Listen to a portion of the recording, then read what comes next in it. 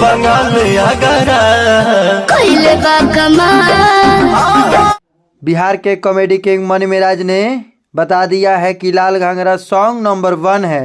दोस्तों इन गाने ने बनाया रील पे पूरे भारत में ट्रेंड करा दिया है। और साथ ही दोस्तों लाल घाघरा ने बता दिया कि वर्ल्ड रिकॉर्ड जिस तरह से लाल घाघरा रिकॉर्ड बनाया है वह काफ़ी ज़्यादा तारीफ के लायक है।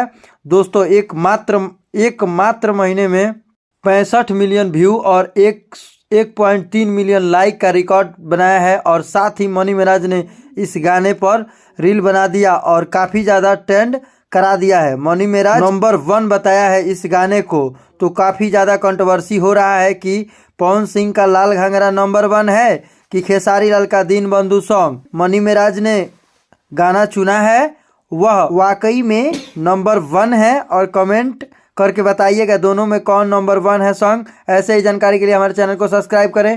धन्यवाद।